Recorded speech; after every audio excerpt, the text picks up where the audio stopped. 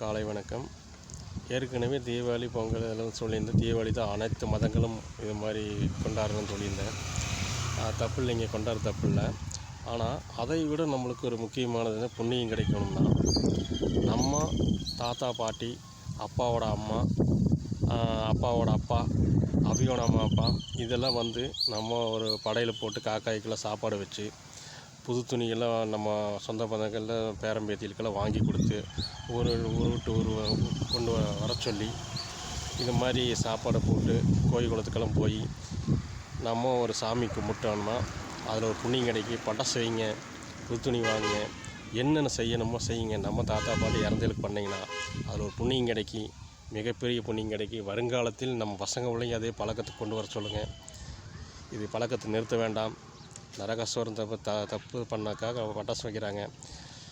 ஆனால் நம்ம அவன் இறந்திருக்கான். நம்ம சொந்த பந்தங்கள் நம்ம இறந்தவர்களுக்கு பெரியவர்களுக்கு கண்டிப்பாக படையில் போட்டு சாமி கும்பிடுங்க, கோயில் குளத்துக்கு போங்க, பட்டாசு வைங்க.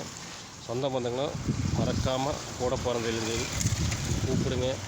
அதுக்கு ஒரு புண்ணியம் கிடைக்கும், நம்மளுக்கு ஒரு பெரிய புண்ணியம் கிடைக்கும். மீண்டும் அடுத்த ஆடியோவில் சந்திப்போம். நன்றி, வணக்கம்.